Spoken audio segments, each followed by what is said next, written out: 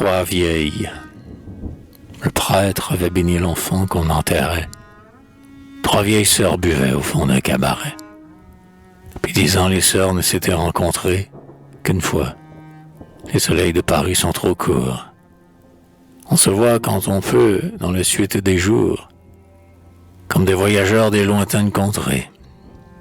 Du faubourg Saint-Antoine au faubourg Saint-Marcel, pour les gens de Paris, la course est aussi grande que pour les gens de mer s'en allant d'Archangel au récif de corail de la Nouvelle-Irlande.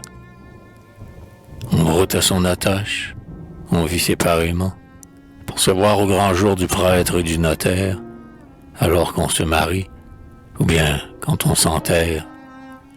Ah, cette fois, c'était pour un enterrement.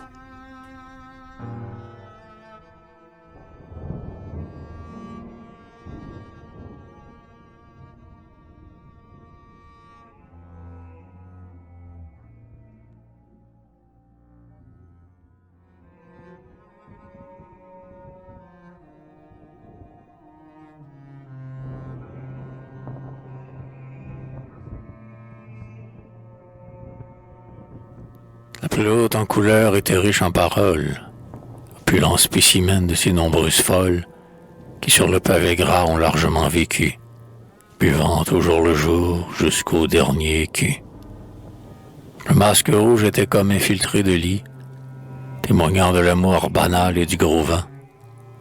La créature avait sans doute été jolie, mais 40 ans plus tôt, quand elle en comptait 20. Un châle au ton criard enveloppait la vieille. Un madras à carreaux lui pendait sur l'oreille. C'était du vieux plaisir bourgeois et déhanché, mais le brodequin mauve était bien attaché. Par contre, la deuxième, étant sèche, mais nue, avait poussé tout droit, d'une seule venue. Le froid visage maigre, frêle et ton jauni, des cierges qui, n'ayant jamais été bénis, oubliés dans un coin obscur de sacristie, ne brûlèrent jamais pour éclairer l'hostie.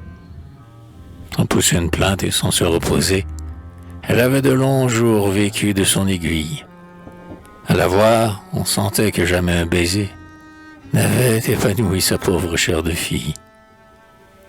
L'œil donnait le frisson, le regard bleu d'acier, comme un reflet d'hiver s'échappait d'un glacier. L'âge avait buriné sur les coins de sa bouche 2 grands plis effrayants d'égoïsme farouche, d'un égoïsme étroit, implacable, brutal, qui jamais au bonheur des autres ne pardonne. Malade 1 ou 2 fois, la revêche personne, ne voulant pas coucher dans un lit d'hôpital, ébréchait son épargne au fond de son armoire.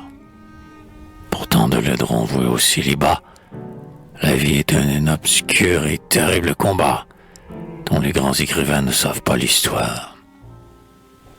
Le chômage avait pris le reste de son gain.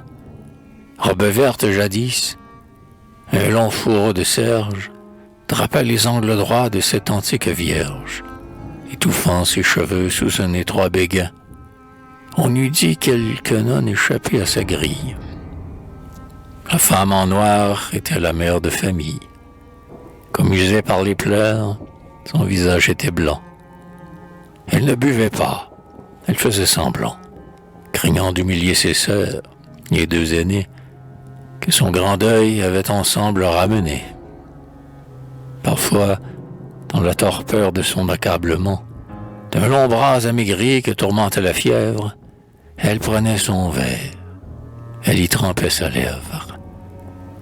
Puis ses grands yeux taris regardaient fixement quelque chose, une image intime et personnelle que les 2 autres sœurs ne cherchaient pas à voir, comprenant en demi la douleur maternelle et sachant que la femme était rentrée en elle, et trouvaient dans son cœur comme un fond de miroir où dormait l'enfant mort, jeté dans un trou noir, à la fosse commune, au bord de la tranchée, où la foule anonyme à la hâte est couchée. C'était son dernier-né, chérubin de 7 ans.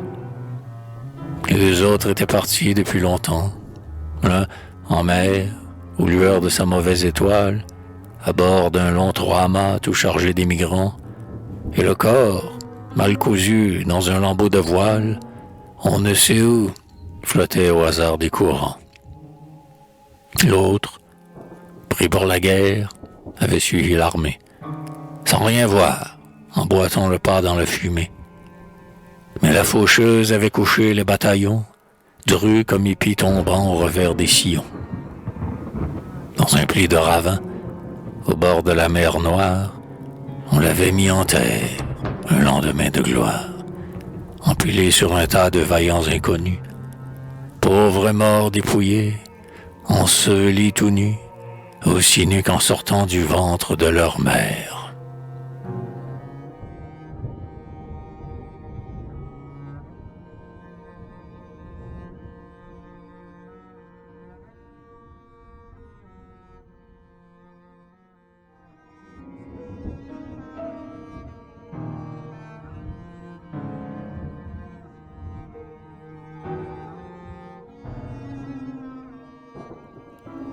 Vers 5 heures du soir, le jour s'enténébrant, les deux plus vieilles sœurs burent un dernier verre.